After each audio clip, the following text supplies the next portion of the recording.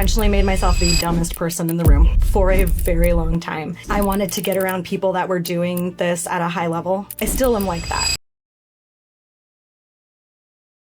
Welcome to another episode of a Best Life Builders podcast. And today we have a very special guest in our studio, Andrea Madison, rightly? Andrea Madison. Okay, 15 years in real estate, business, right? I was featured on Inman News. That's my peak. That's your peak for a video, right? Yeah, a couple of videos. For a couple of videos. So there's one in particular. It was a Taylor Swift video, right? One. Shake It Off. That was the one. That was the one, right? That was the most fun ever. Seriously. I tell you, I probably, no joke, I think was it back in 2015? It's been like I probably watched that video, no freaking joke, 100 times. Thanks. To the point where like, I cannot listen to this anymore. I know. And you did such a great job. Right. I mean, it was just perfect. It was just a perfect. I think you did another one, Frozen, right? Was it Frozen one? Frozen one.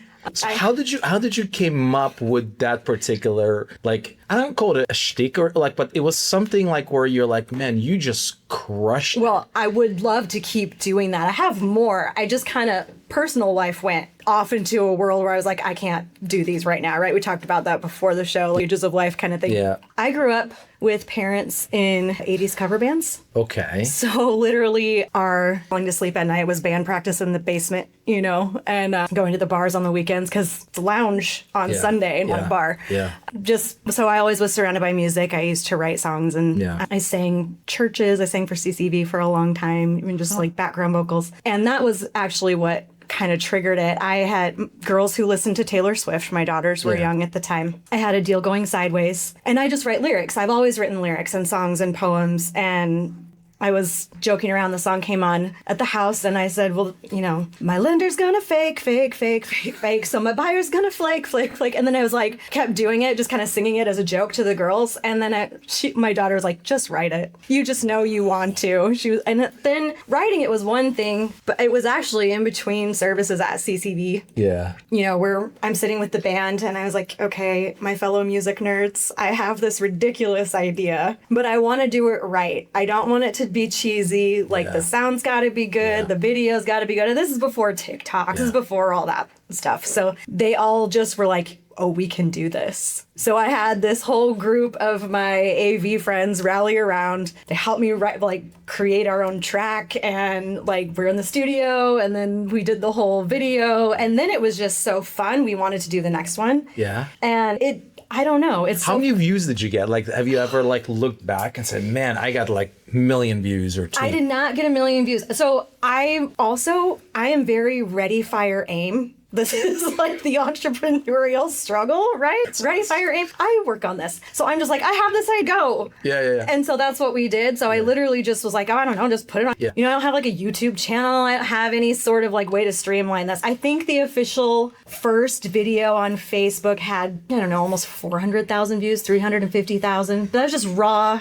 the not produced video, just the raw feed. Yeah, that's incredible. Well, and it just kept going crazy. And I was like, oh my gosh. I remember seeing it every day. I know. Like, I remember seeing it every day. I was like, she must be killing, because I'm thinking, you know, she's probably getting a lot of DMs. She's probably getting a lot of business out of it. Did you get a lot of business out of it? I still get business out of it. Are you serious? Yes, I do. Because I honestly went to a listing appointment 2 months ago, and I sat down at the table. I did not know I had not met these people, right? They got referred to me by a past client. Yep. And they said, okay, well, before we get started, is this you? My video from 10 years ago. And I was like, that is in fact me. Yeah. And the Frozen one, I was like, this is how you're going to feel in this market right now. Is that the show anymore? Right? Like the first one was for the agents, and then the second one was for the clients. And I do have Listless Baby floating around out there. I performed that for like a YPN fundraiser. I don't have a legit video, but that one's probably my favorite. That's your favorite one. That's my favorite. I gotta check it out. Yeah, I'll post. I actually will post it. I have the raw video that like I never posted it myself. Like it got shared.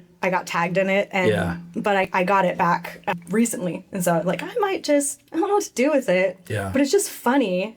Yeah. I love to bring the levity to our industry because it can be so stressful.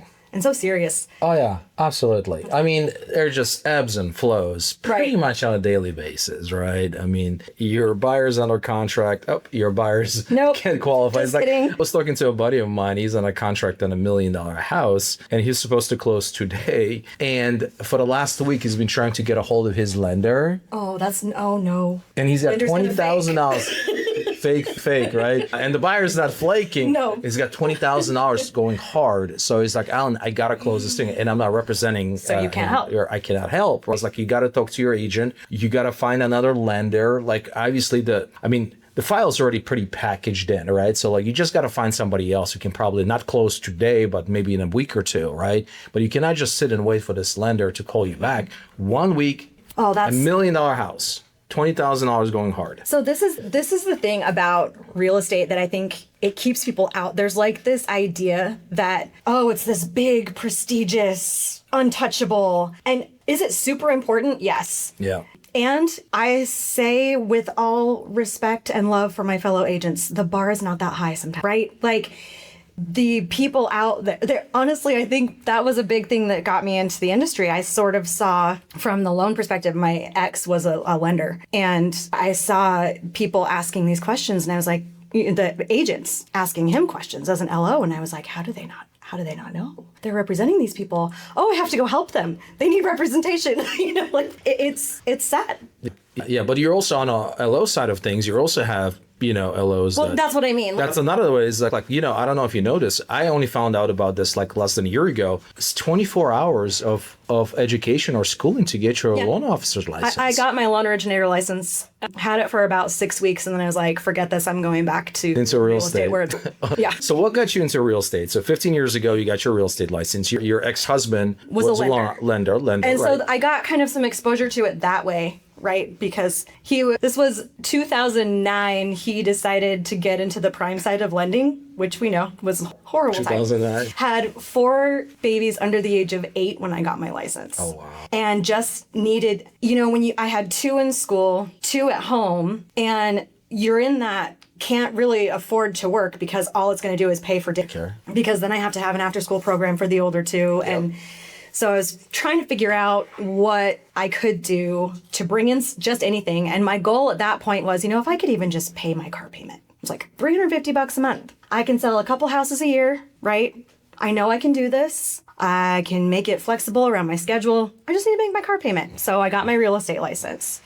And, just started talking to everyone, the kids' events, kids' birthday parties, moms at school. Yeah. Like, I think I closed my first deal. Actually, I had my first escrow. I was so excited. I got my license like November 1st, and I got my first escrow within a couple weeks. Yeah. And we're halfway through it. We're going to close in December, and my client gets job transfer and has to move to Florida. So that was my very first transaction, right? Why am I doing this? Yeah, I'm so glad that I'm doing this now. So your first transaction didn't close? Didn't even happen. And that was back in 2010 or 11? 2010. So you were getting in a business where like a bunch of agents were still like getting out of business, right? I mean... That was the thing that made me feel like it was safe to get in. I seriously watched these people just like quitting and leaving, and I was like, oh. Well, now there's less competition. I didn't see the high glory days, right? Of just the hand over fist money of the bubble. So I was like, anything for me is good. And I'm just going to go see what happens. Right. Again, your goal was like, if I could just close a couple of deals a year. Pay my car payment.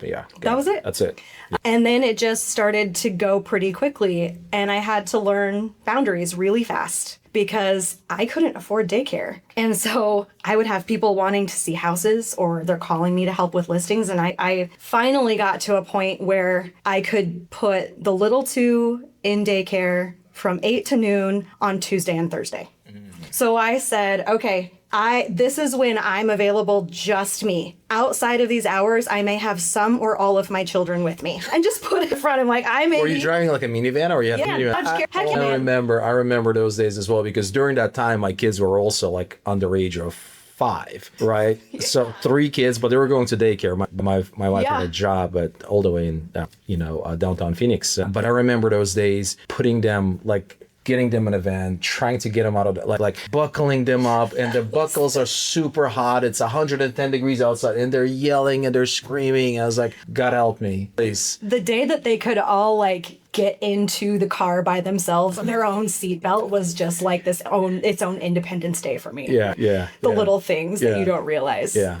And my baby just graduated high school. So that's how long this has been now. And it's crazy. The oldest one just graduated? No, the youngest one. The youngest one. Okay, my oldest one graduated. Yeah, well. My youngest one just graduated. Congratulations. Thanks. So you're done with high school, schools. Yeah. They're all off to college? That's what they're doing? I've got one in college, and then one moved out. She moved out the second she turned 18. She was just like, yep, I got an apartment with my friend, bye, and works for Dutch Bros. I'm just loving it. And then I've got one who works for Wired Cable right now, like the internet. I keep calling it cable. I'm old. So he's working door knocking. I think they're like setting up like a wireless systems in a house and everything like that. Yeah, fiber optic and everything like that. Yeah. So he's working for them, and he wants to get his loan originator license and his real estate license and wants to do all the things. So we'll see. All the things. Yeah. He's young. He got time to do all this. Yeah. Awesome. Very good. All right. So going back, got your real estate license. First deal didn't go through. Yeah. What about the second deal? What was the second deal? The second one that I remember the first deal I actually remember closing was a little condo in Sun City for $17,000.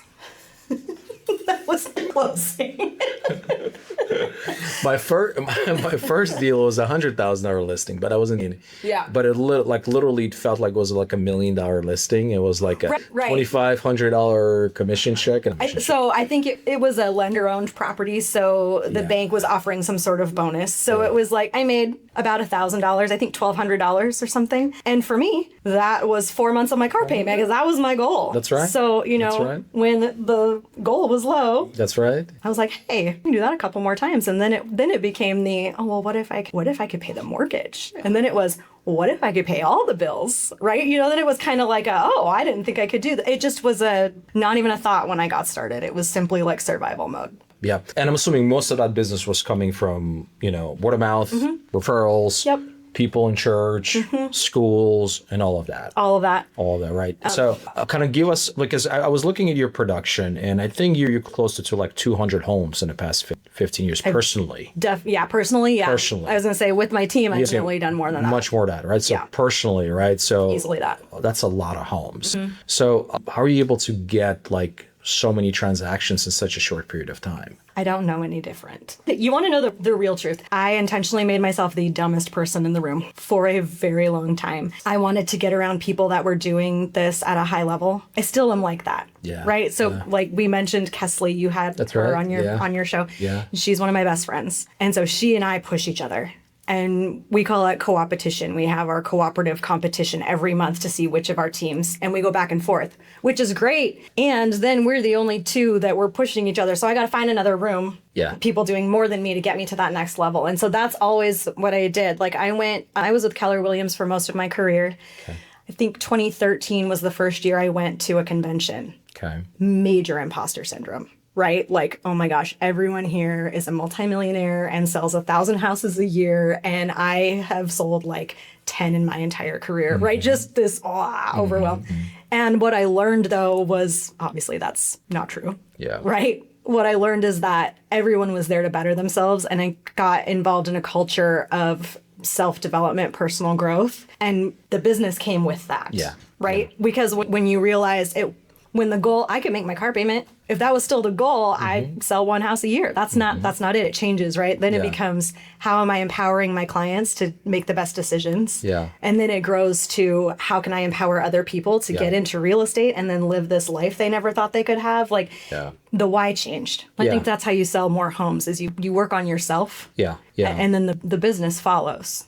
Right. And the vehicle for that is that environment, I feel like, right? So like Tony Robbins talks about this all the time, right? Proximity is power, success leaves clues, right? Like one of the biggest blessings that we all have is the ability to compress the time. And that's not trying to reinvent the wheel, but being in a room with people that have done what you're trying to do. And those rooms, that's exactly what you're talking about. Exactly. Right? Learning from others, modeling after others, getting inspired by others, right? I know we have a tendency as entrepreneurs to try to figure out everything ourselves and everything like that. But a lot of times it's already been done, right? It's like, how do we just copy it and model it? Like a good buddy of mine, a partner of mine, Joshua Smith, I'm sure you're familiar with Josh. he's always talking about R&D. Yep, rip off and duplicate. Like, hey, dude, like we had a conversation yesterday. This guy like brought in like 670 agents in the past 16 months. Dang. The guy is a freaking savage. I was like, Josh, how are you doing? He's like, dude, I'm showing you how to do it. Just rip off and duplicate. That's it. Rip off and duplicate. That's, I think, the funniest thing, because it is that simple. It is that simple. It's not easy to do, though. We get in our own way. We get in our own heads. We get ideas. And especially, you know, when you're entrepreneurial and creative and I want to do it this way, and you can, and you won't get the same results. You have these proven models. Yeah. Follow the model. Yep. Get the result. Yep. So it's you're not special. We try to be special. No, we try to find a hack or shortcut. Yeah. Right. Or that magic pill. Right. Yeah. Like, no, it doesn't work that way. You just got to do the work. You got to do the work. Got it. Okay. If you're an agent listening to this, let me ask you something. How predictable is your pipeline? Because most agents aren't struggling with the skill. They're struggling with the opportunity. You can be the best agent in the world, but if you don't have conversations with buyers and sellers, you're not closing deals. That's where Fastlead.io comes in. We help agents create consistent opportunities. No random leads, no guessing where the next deal is coming from, a real pipeline that turns conversations into closings. That's what we're here to build.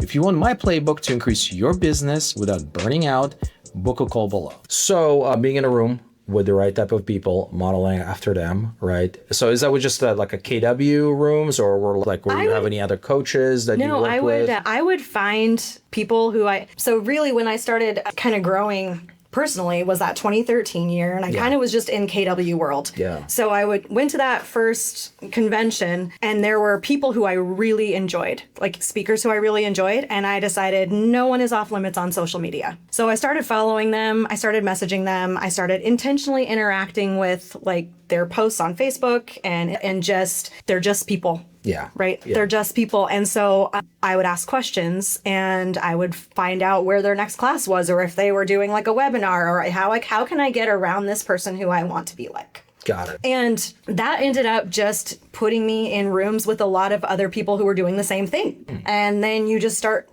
collaborating with those people. And so now I'm friends with, we've got this network of agents across the country because we all kind of have the same people that we're following and business models that we're working to run. Wow. And I think that was a big deal. Just meeting the other people who were seeking out. Right. Just being around growth-minded people. Interesting. Okay. All right. So fast forward, right? You mentioned to me that at one point you were a team leader. Yeah. Of a Keller Williams. Keller Williams, over 100 agents. So actually the first time I was a team leader. Yeah. I was recruited to Washington. So I was. So you're local. I wanted to leave Arizona. Oh, you wanted to leave Arizona. Okay. I wanted. My sisters were in the Pacific Northwest. I wanted to be by family, and I grew up in South Dakota in the Black Hills. I just missed green. I still miss green and trees and weather. So I got recruited, and I was like, this is closer to my sisters. Yeah. So that was actually 300 agents. So who recruited you? Ben Kinney. Ben Kinney. Yeah. Okay, that was what year? 2017. And he said, hey, come over. Kind of. No one's off limits on social media. So we had connected in a couple of Facebook groups. He's one of the people who I wanted to be in the room with. Yeah. Right. So I'd gone to a couple of his events. He posted that he was looking for leadership in Washington. Yeah. And I said, okay, like, I'll do it. Like, I'd be interested. And he was like, really, you would move? And I said, yeah, I wanted to move up. I'm looking at Pacific Northwest anyway. I want to get close to my sisters. If you have an opportunity, I'd love to explore it. And I don't think I ever really thought in a million years that was going to pan out. I don't know. I just was like, sure, why? Let's just explore it. Then I thought, man, what a cool opportunity would that be to work with somebody like Ben, right? Mm-hmm. That was one of the hardest things I have ever done, was work for Ben Kinney. He's amazing. Mm-hmm. He's one of my favorite humans on the planet. He treats his people so incredibly well and is so good at what he does. Yeah. And it's for a reason. He is so committed. Mm-hmm. And the standards are very high. The expectations are very high.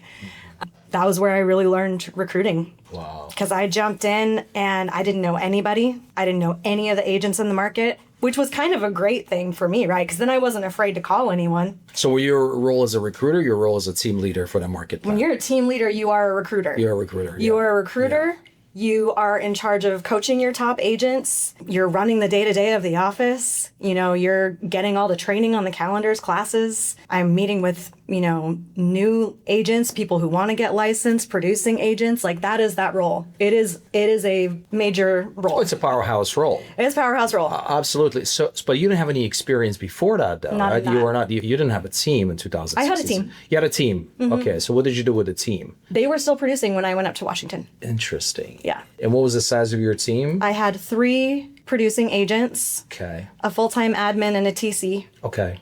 Got it. And that year we did 60 units. 60 units. That's in 2016, 17, right? 17. Got it. And then 16 we did 60, and then 17 we did 75. I think that was our highest year that I ever did. And then my personal life went sideways and ended up just not having the team here, got divorced. Like, it was just that whole, I felt like I was failing. And so I took a step back and I left Ben's. I wish I hadn't. I wish I had stuck through that, right? And just kept going. I was doing okay in my job, but I felt like I was failing as a person, as a mom. And I was in that, like, I can't make everybody happy in all the places. And that was happening in 2018. Yeah. So you took your entire family, you moved to Pacific Northwest, including your husband, ex-husband. Yeah. Got it. Yeah. Okay. And he's a lender. Correct. Okay, got it. That was just, it was not good. Our relationship was pretty not good. It got pretty toxic at the end. And that was a big to do with, kind of things falling apart in that. So I loved that role. I loved Washington. I loved that Ben gave me the opportunity. And I needed to be there. I had a soft place to land. My sisters were there. Yeah. Right. Yeah. So I was able to get away from a situation, get my life back on track, get healthy mentally, and move forward. Move forward. So that's what we were able to do. And when did you decide to come back to? So that was 2020 is when I came back to Arizona. Right during. Oh gosh, right during COVID. Yeah. So this was so fun. So Perfect timing. I was in Idaho because that's where my sister was. Yeah. I got my license there. Had sold a bunch of houses in Idaho. I was actually at that point because I was like, I have a team in Arizona. I have a team in Idaho. Like, there's a national cap. That just made sense to me. Yeah. So I'm recently divorced, moving back to Arizona, January of 2020, I'm going into this little apartment. Was perfectly fine, right? But I'm like, all right, starting over. I have last week of January 2020, I have 5 deals in escrow. 4 fell out. I'm like, I still have 2 littles at home, right? And I'm a newly single mom, and now I'm looking at almost no income for this apartment I just signed, and I don't know what to do. So I was just going to work, doing what I could, calling people and telling them I was back in Arizona. And I reached out to our broker here in Glendale, because this is the Keller Williams I started at, and said, hey, I just want to let you know I'm back in Arizona. I don't know if you guys have any leadership opportunities or what's going on. She said, you need to call Tom right now. He's the owner. She was like, he needs a team leader, and I know he'd want to talk to you. So they fast-tracked me, got me hired, put me in that role. I started March and closed the office March 15th for COVID. Lockdown. And got to recruit virtually. Yeah. And that's when you were taking my people. I'm just kidding. I recruited a couple of top producers. You did top producers. That's all right. Yeah. Clearly you had something that we didn't have to give them. That's also the nature of the beast, right? But that's when I started my brokerage also. Opened the doors to my brokerage on January 14th. Oh, yeah. Perfect timing. 2020, right? Yeah. And then, of course, March 15, the freaking lockdown. And I was like, holy shit, what do I do? Right. Like, pivot. Yeah, Plot twist. That's it. And there are a lot of agents that I brought in that year, like most of them didn't even come to the office. Yeah. Even right now, most of our agents don't come to the office. No, they still don't. I don't think that the office world really recovered from that as far as real estate goes. We all learned like, oh, we can do this from home. Thanks. Yeah. So you became a team leader in January 20th, right? Or sometime there in 2020. How was the second experience being a team leader? What did you learn from the, Ben Kinney's mentorship and guidance and coaching, and how were you able to apply this? The thing that's great about Ben is very focused on emotional intelligence, emotional control, personal growth, change. It's very simple. Everything is the simplest solution, has been my experience, right? Like, you don't like it, change it. Mm-hmm. Don't overcomplicate it. Yeah. I think a quote, I don't know if he's the one who originally said it, but he's the first place I heard it was, we overcomplicate the simple to justify our own inactions. Love that. That's a good gut punch, right? Like, we overcomplicate the simple to justify our inaction when it really is simple and we don't want to do the work. Lead generation is simple. You pick up the phone and you dial it. We have an auto dialer. I click select all, call, and it dials. It cannot get more simple than that. But then we get paralyzed in, but what am I going to say? And who's going to answer? And how do I know this person? And we start overcomplicating when it really is, hey, at one point we were in touch. Just touch and base again to see where you're at with your real estate goals. How can we help? It is that simple. I think that was the biggest thing I learned from him was like our tendency to overcomplicate. Yeah. And then I learned that I had to do a lot of personal growth because I let an emotional crisis derail my professional world because I wasn't capable of handling what was happening from an emotional perspective. I did a lot of work. A ton of work, a ton of books, NLP, went through all of the classes for that, and then went through master practitioner, things that were going to give me tools to break the patterns, you know, those deep-rooted beliefs that get you stuck in those cycles and you keep doing the same loop. So I had to go do a lot of work. So that was a lot of what I learned from Ben, but then that went into, translated more into leadership of doing the work in leadership, keeping your emotions between the lines, can't let things get personal, right? Keeping the mission at number one. You have to do the work. You have to do the work, and you have to also understand that, you know, whatever happened to you happened for a reason. It did. Right? Like, you know, God throws us into fire to remove the blemishes that we have, right? It tests us all the time. I remember what I went through financially, personally in 2008 during the Great Recession, lost everything, close to $1 million in debt, lost our personal property. We have a second child coming up, and my wife is just freaking out. So I had to send her to New York to her parents because we're losing our home. And she needed stability. And I was worried. And the lowest part about that whole ordeal was the fact that she gave birth to our son and didn't have the money to even go there initially to see the birth of my son. Right? I was trying to find a place here to rent, right? But looking back, it probably was one of the best things that happened to me because it really prepared me for when I got my real estate license and then trying to close my first deal, which took 6 months. Yeah, because it does. It does. But at the same time, I started having GI symptoms that resulted into me having an autoimmune disease, which is ulcerative colitis, which is not fun at all because like you're physically it's taxing. You go to the bathroom 8, 9, 10 times a day, number two. But again, like it hardened me in 2008, 2009 to really was able for me to overcome these mental barriers in 2013 as well as 14, right? And then when the whole COVID situation happened, me starting a brokerage, you know, even though at first I was kind of like internally freaking out, and I was like, you know what, I'll figure it out. I'll figure it out. I think that's kind of the mantra. What that really did for me was, I had to get really real with what I was tolerating. In my life, in my children's lives, and decided that wasn't the life that I wanted for them or for me. And it was a new boundaries experience, right? Of, hey, I don't have to allow this in my life. And I don't think I had given myself that kind of permission or power to stand up for myself and say, like, that's not going to be okay. And we're not going to live like that. And it really was that simple. It didn't need to be me having a meltdown. And obviously, like when you're in the moment of it and some of those things are pulling you and those emotions take over, you get stuck. But I also didn't have the tools, and I went and got the tools.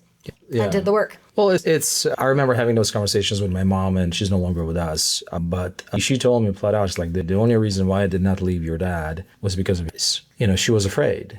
You know, what is it going to do, you know, for our family? What is it going to do for us, right? And back in the day, back in Russia, like women didn't really have rights. I mean, if you're divorced, I mean, they put a, mark on you, like this and that, right? But she said, one of the things that I felt like, the whole life, and they lived a decent life, but they never, how should I say this? They never were happy. Yeah. There was always something, right? They were not compatible. Yes. They were constantly bickering, arguing, so stupid shit. And we witnessed that as kids, and it's not healthy. No. Right? And, I have this conversation with someone else right now where they're kind of going through similar stuff. And I was like, dude, like, we got kids and everything like that. Like, you cannot continue doing this. Like, kids deserve better. The separation doesn't hurt the kids as much as the conflict. And I think when you feel that you've committed to something, you're trying to fix it. But really, it's okay to recognize that something's beyond repair. Yeah. There was someone who I was sitting with my son. I think we were like at the ice skating rink. And this person I know was like, oh, hey, I heard you guys split up. But I'm like in front of my son, who was probably 10, right? And I'm like, yes, I want to have this conversation with you. But he was just like, gosh, are you happier? And he asked my son, like, or is your mom happier? And I'm like, that's so rude. Okay. But he said, yeah, so is your mom happier? And my son goes, I don't know, I'm happier. And I went, okay. That's it. That was what we needed. Yeah. That was what we needed. It was the best thing for all of us. And he's doing well. We've co-parented the kids. It's good. Right? We're good. Yeah. And the kids are great. Everybody's happier. It was the right thing to do. And it's one of those things that you can look back in hindsight and wish you had done it sooner, but I had to be in the right place to do it. So. And I don't think there's always ever a perfect time. No, there's just, you go through such an emotional roller coaster with this stuff. It's just, especially with 4 kids. No, and I'm not going to judge myself for feeling like I was in survival mode and doing what I thought I had to do. Yeah. Would I do things differently? Yeah. Do I have regrets? Yep. And if we can learn from it, that's all I can do is grow. That's all I can do is grow. And I share these things with people so they know that it's okay and you're not stuck. You can't really make a wrong decision. You can make a decision that maybe didn't go the way you wanted, and then you can course correct. Yeah. Like, you don't have to stay here. And that goes for anything, not just relationships, right? You can say you committed to something and change your mind, and that's okay. Or it not be a healthy situation for you, and that's okay. And it's okay to start over. Yeah. At times. It's okay. It's okay. Yeah. So I think starting over with the clarity and knowledge of how you want something to be or not is definitely better than just winging it in the first place. So. Love it. All right. So team leader, KW. Yep. And again, picking those agents was not really intentional. It wasn't like those KW. You mentioned it multiple times. Because I kind of deal with this right now. I got a few of my agents that were poached by another brokerage, and they're always going to be. And a couple of people are like, well, Alan, aren't you going to do something about it? And I was like, listen, I mean, we'll figure it out. I hope you know that I'm kidding. No, I know. You have to. Trust me, I know. You have to recruit agents. Yeah, I know. You have to. That's ultimately that's how we grow. We grow by recruiting agents. Some people talk about agent attraction, but ultimately it boils down to recruiting agents, right? That's what you do. That's how the teams grow. That's how the brokerages grow. 100%. That's it. No, it was no hard feelings. That's just how it goes. I just liked to razz you a little bit because. It's like, oh, this guy wants me on his podcast, does he? Okay, I have words. So when did you decide to quote unquote retire from team leadership position? What happened? We had an agent in our office. Who was a place partner. Okay, familiar with place. A buddy of mine, who's actually a partner of mine at EXP, Kevin Kaufman. I don't know if you know Kevin. Kevin. Yeah, Kevin and Fred are good friends. He's also really good friends. Kevin is really good friends with Ben Kinney. Yeah. So he talked to me about a place before. Well, I think you should talk to him again. It was founded by Ben and Chris Suarez, and I believe it's the next iteration of real estate. And we had an agent who was a place partner she was retiring, Susan Ramsey, who's been in the business. Done deals with her forever, right? She's like almost 40 years, I think, in the Valley. And I was the team leader, so I'm trying to help find her replacement. I know Ben, I believe in place. I'm like this, and I know Susan and her business and how she runs it. I'm like, how am I having such a hard time finding someone to step into this business? Like, we're getting Susan's book of business. You're getting to step into place and all the opportunities that are with place. Like, I couldn't get agents to understand, and maybe this speaks to me as a recruiter, but I couldn't get agents to understand the opportunity that I was really presenting. Somebody who's going to be leading the team? Somebody's going to lead the team, but they couldn't get over but a 50-50 split. I'm like, yes, with group health coverage and like full admin support and all the overhead. You have a legal team, a finance team, HR department, and a book of business and a company that's pre-IPO where you can earn stock options. Right? Like, the idea of place is to have everything in one place and for agents to be the center of that with opportunities for multiple streams of income. So I'm trying to explain this opportunity to agents who I think still even have a hard time understanding the concept of a team. Because, they say you have a split for your team and they see it as they're giving up income that may or may not even be there. It's potential. Yeah, right? They're seeing a team almost kind of like a middleman. Yeah. Where in reality, I think the brokerage is the middleman. I think the brokerage is the middleman. I think So plays a brokerage no, or it's no? brokerage agnostic. Okay, interesting. It is a business platform for top producing teams. It's really is, it's partnership in a box, basically, right? Is you've got somebody helping you with eyes on the back end and providing things like, I love the idea of when I hire my full-time admin, I can give her actual benefits. I didn't have that opportunity, right? Like I had an assistant for 3 years that I'm like, I can just basically say you have unlimited vacation. That's just as long as the job gets done, that's all I can do. Yeah. So it helps, I think, to bring a lot more opportunity to agents and help them. And it's just the systems are there, right? The models are proven. So I was working so hard to try to find someone to take over Susan's business. And then I went, Susan, you know why I can't find someone? It's me. And she goes, you know what? I think you're right. So that was when I went back full-time into production. So I just merged my team with Susan's. We kept the Ramsey team name because it's just been around for so long. She's got such a great reputation here. And I'm like, I don't need my name on stuff. And so I've been rebuilding the Ramsey team now for the last 4 years. Interesting. And so we're place partners. You know, she's retired. She retired. She's done. She keeps saying she's going to retire. And hold on, is she still doing production or not? She's not doing production. Well, she says that, but then she's like, well, my granddaughter needs to buy a house, and so I'm going to go help my granddaughter. So no, she's really not. Man. It's just to retire. I mean, I don't know. I don't see myself ever retiring, to be honest with you. Well, I don't think she will either. She keeps her license active. She keeps plugged in with things, and she's, But she's like retired day-to-day stuff. She's sending me her clients, that reach out to her now, or new referrals, things like that. She's sending them to me. Yeah. But for the last 4 years, it's been having to earn that. It's funny because I think there was that thought in my brain too, was like I was just going to step in and take over. And it's like, you don't get to just take over for someone like Susan Ramsey, right? I had to earn it. Yeah. I've had to go in and earn that right to work with her clients. Yeah. And so that's been a process, and it's been fun, but it's been hard, and it's been a lot of growth. And now we're finally starting to see that grow this year. Yeah, you mentioned to me you're 45%. Yes, year over year. Yes. So it's pretty impressive. Thank you. It's the thing, I will give Place credit. They're doing these production challenges twice a year. Mm-hmm. Like going to the Place event is different because you have to earn the right to be in the room. They do these production contests and they give you these metrics, and you have to hit a minimum of 3 to be able to go to the convention.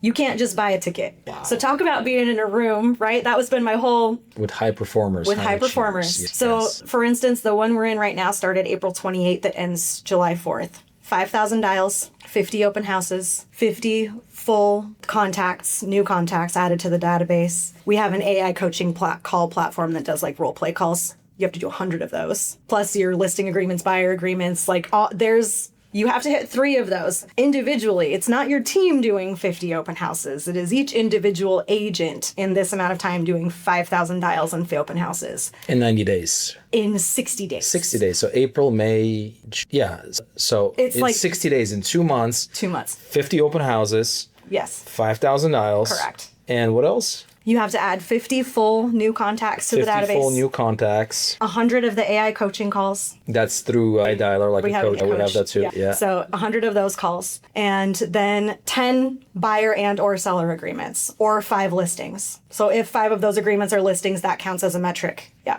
It is. And who's holding these agents accountable? Your team leader. So me. That's you. Yes. Okay. That's Got me. it. Yeah. Uh-huh. Right. And so some agents don't even want to play, and that's fine. Well, yeah. And most of the agents are probably most won't. Play. Yeah. Most won't. Yeah. Or they start and then something happens. Let's go back to something interesting, right? So you said that you have this challenge. It's a 60-day challenge. Right. 5,000 open houses, bunch of other things, like 2,000 door knock. You have to pick 3, right? Well, you have to meet 3. 3. To qualify to go to the event, the Place event. Yeah. So we don't have a conference that anyone can just pay to go to. You have to earn the right to go.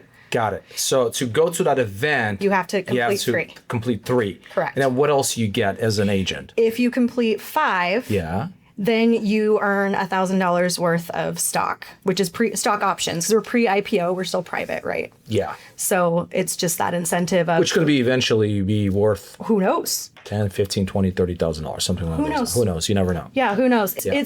I like the concept of us being able to build something ground up, and we're a part of it. It's our company. Love that. Yeah. Okay. How many of them are actually in the game? On this one, last time I had 4 that completed. Out of how many? I don't remember how many I had. That was when I was just putting everyone on the team. I stopped that method of recruiting. You mean you pretended to be a brokerage? I treated my team like a brokerage. Well, listen, to be fair, that was my recruiting experience, right? It is not the same. It doesn't really work that way. I mean, it can, but it's no. I think I had like 8 or 9 agents, quote unquote, on the team. I had probably 5 that were showing up, and 3 of them and myself completed the last challenge. That's pretty healthy. So it was not too terrible. This time we've cleaned house with a bunch of agents, starting with a clean slate. I've got just my current husband, I shouldn't say current, but my new husband and myself are the 2 that are really in it. And then I had one girl who just joined us, like 2 weeks ago, and she signed up. She's already done 10 open houses and knocked 100 doors. Oh, I forgot that was another one. They added 2,000 door knocks. So she's knocked 100 doors. That's pretty intense. It's super intense. Wow. So you got to do all of these things? 3. To get in the room. Okay, got it. Because I'm not really a door knocker. Yeah, me neither. Okay, I mean, I can dial on the auto dialer. Yeah, I've done 3,000 dials. Yeah. I've done, today is open house number 45 for me. For you. Yes. With open houses, you said, hey, like, I'm doing 45 open houses so far. When you're doing open houses, do you like door knock? Do you introduce yourself? Do you do any of that stuff? I haven't been. You haven't? Don't Okay. tell them that's the playbook. I'm supposed to be door knocking. Honestly, trying to cram all these open houses in, I haven't door knocked every time. Well, because if you're moving from one open house to the other next like one, you that. just really do not have the time to do it. We're better about circle right? prospecting and calling ahead of time. Right. But like I have one agent on our team who loves to door knock. Yeah. And so she'll go out the day before with flyers and have all of our open house times on there. So it's not just hers. Right? She's like, hey, we're here this many times this weekend. Come on out. And she'll knock, 20 doors. Got it. So that's where I'm seeing our growth was we started these challenges, and it's basically your job wrapped up in a package and like to go do your job. But somehow it makes it more fun. But what I noticed was last year, only 2 of our transactions came from open houses. 2 of our closed transactions came from open houses because this was not a big lead gen lever for me. I haven't done open houses for a very long time. I think I thought I was special and earned the right to not have to do this anymore, right? Yeah. Like it's beneath me. No, I don't think that. But we get so caught on, referrals and past client business that comfortable. Yeah. I'm coasting. Yeah. And this year we've got 7 closed from open houses and 2 from circle prospecting already. And that's not counting the pipeline that we've built by doing these challenges. So that's probably close to $100,000 in there. Easily. There. Yeah. Yeah, by just adding a little bit of extra effort on a different lead gen lever. I tell this to my agents all the time, and they're like, yeah, Alan, you're like a freaking broken record. I was like, if you just place me in any part of the country, right, with no marketing budget, no listings, I don't have a sphere, don't have past clients, I would hold open houses 5 days Every a day. week. 5 days a week, I would hold open houses, and I'll door knock the other 2 days. Or show homes, whatever that is. But that's how I'm going to be able to get one deal in the escrow in the next 30 deals. Yeah. Right? 30 days. And that's not me spending any money, none of that stuff. I'm going to borrow somebody's listing. I'm going to borrow somebody else's signs. I don't care. I'm going to do open house. I think you had asked my open house script. Yeah, like when people come into my favorite script, because this is what I teach my agents. Hi, my name's Andrea. What's yours? I'm Alan. Hi, Alan. What brings you to my open house today? I'm just looking. Yeah, cool. But I mean, sorry, I wasn't prepared. But my favorite, I like to say, my script is, hi, my name's Andrea. That's my script. That's it. That's it. Go. But yeah, it's... So my script is very similar, but I just kind of ask, I was like, hey, do you guys live in a neighborhood? Do you Or live you're around shopping here? your next home, right? Yep. And that would kind of tells me if they're like a seller, potentially a buyer, or just a buyer. So the actual script is, people usually come in because they're either, looking to buy or sell. So which one of those is you? Yeah. And it's that simple. But I like to always just, because agents are like, what do I say? And it's like, say hi, my name is, and go from there. That's it. We can build on that, That's right? it, yeah. Hi is a script. Yeah. And what we do, we make it fun because in order for it to count as an open house in this challenge, it has to be in our app right? Because we can capture leads in our app. That's how we have people register. And it has to be a minimum of 2 hours, different address every day. You can't have the same address. Different address every day. So you can't. So how do you find listings? We go get them, or you also had Rebecca Durfee on your show, right? So the glamorous Miss Rebecca, we're like, listings Rebecca, and she's like, yes, please hold my listings open. So what we do, like Paul, my husband, Asusena, and I had like 3 open houses. We'll leave the signs out and we just rotate. I just go to the next one, I go to the next one, you pick up the signs at your last open house, and we got 3 in a day. That's badass. Right? It's been really cool. Collaboratively as a team, it makes it so fun because we don't want to put out signs. It's 150 degrees outside right now. We don't want to put out signs. So if you only have to do it once, but you get 3 different open houses, it makes it worth it. I love it. It's more of a plugged-in team collab. Huh. Yeah. So we've gotten really creative, and I've had to get really creative with my schedule. That's another thing I don't like as an entrepreneur. I don't like being told what to do, even if it's my schedule. Of course, yes. Don't even if it's me putting it in my calendar. Right. But I've had to get 50 open houses in that amount of time. I've had to block, like, okay, I have to do, I do Wednesday, 3 to 5, and then it's Thursday, Friday, Saturday, 10 to noon, and then 12:30 to 2:30.